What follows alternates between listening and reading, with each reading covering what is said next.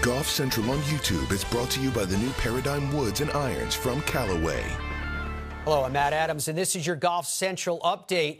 Let's take a look at a recent timeline of events for Tiger Woods, who was hosting this week since playing and missing the cut at St. Andrews. A month later, he was in Wilmington, Delaware at the BMW Championship to help lead a players-only meeting to adapt schedule and format changes for the PGA Tour. Then in November, he withdrew from the Hero World Challenge, which he also hosts, due to plantar fasciitis. But he played in the match, which was a TV match, on December 10th, and the PNC Championship a week later. Tiger is going off late early in the first two rounds. He's paired with Rory McIlroy and Justin Thomas. 3:04 Eastern on Thursday is when he will get underway. And Tiger addressed the media earlier today. The plan was to play. Whether or not this body would listen to me or not was the main question. And I've been, as I told some of you guys that were down at the Hero, and father-son, I can do the Ranger Rick thing. And so I can hit golf balls and do all that stuff. It's a matter of whether I have the endurance in my leg. And we've been pushing it pretty good and been able to recover each and every day, which is great. So I'm excited about to be able to compete and play here at Riviera, where basically it all started. So I'm excited to get out there and play tomorrow and get a nice little taste and feel for it. A little bit colder than I thought. So I'll get used to that and get ready for Thursday.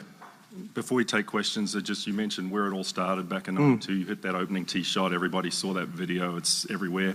Just when you look at now and the young kids from your foundation being involved, can you just talk to the progression of your foundation and the situation where it is now? Yeah, just to have some of our attendees of our learning lab to be able to come out here and experience this and to see how their lives have been impacted because of this event, because of the support from Genesis and everyone here, the media and all of our STEM programs all benefit from this event. And to have the kids that have watched this event, have been through our STEM programs, to be able to have the ability to come out here and look at the best players in the world play golf, but also showcase, what their confidence and what they have developed into, and some of the conversations that I know some of the players have had with our past attendees from the Learning Lab. It's incredible. It's inspiring. Terrific. Okay, we'll just make sure that everybody, if you have a question, just raise your hand, and we'll try and get through as many as we can. We'll start with Jeff in the back. Tiger, two things. Could you just a little more specificity on the what it is physically that you needed to kind of overcome to be able to play? And then on a lighter note, LeBron breaking the scoring record last week. I'm curious if you have thoughts on that and any golf record that's sort of an equivalent of the regular season points title. Okay. As far as the recovery is more of my ankle. Whether or not I can recover from day to day.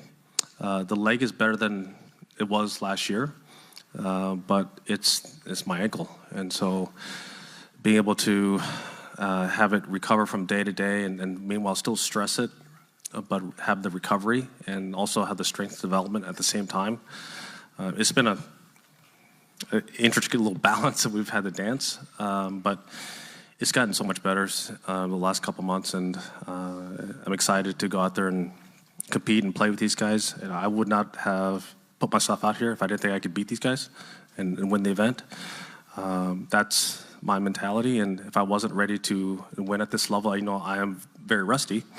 But I've come off rusty situations before, and I've done well, and I've had to utilize a lot of those tactics in practice. And build up, and plus also I know this golf course. I know I haven't had a lot of success on this golf course, but I knew what to practice for, shots to hit when I was at home getting ready.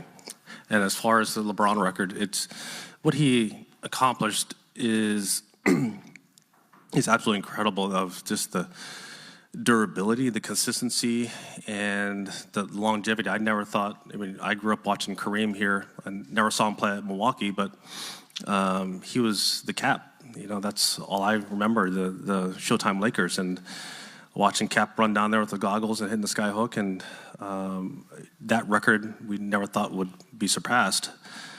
But what LeBron is doing, but also the amount of minutes he's playing, no one's ever done at that age, and what he's done, and be able to play all 5 positions, and that's never been done before, and then at this level for this long.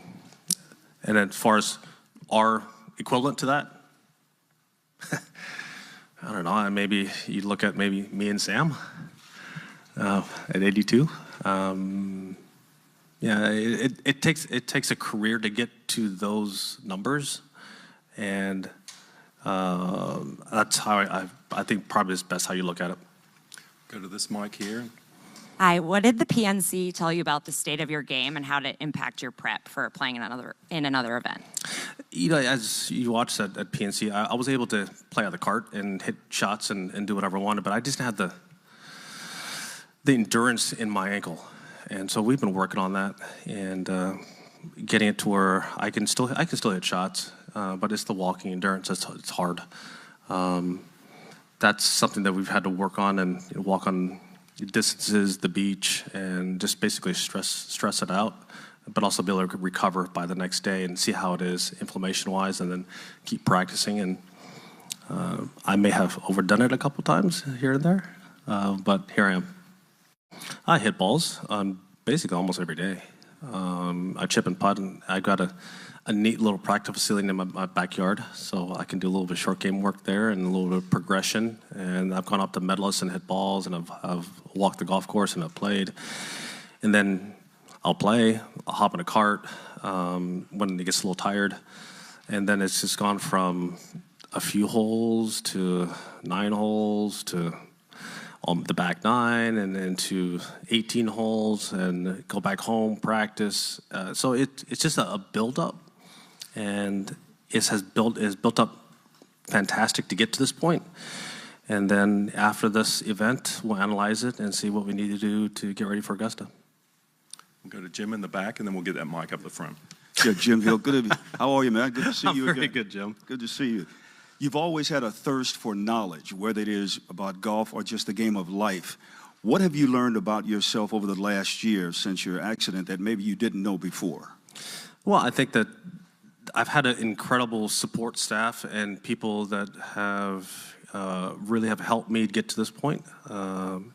It's been hard physically, as we all know, but I've had just great people around me. My training staff has allowed me to get to this point. I've gotten stronger, more pliable. I've got more endurance. And then just the great friendships I've had, even on the tour. These guys texting me and egging me on, and the banter back and forth, and this incredible support. And I would never have gotten to this point and made it back to this point without their support.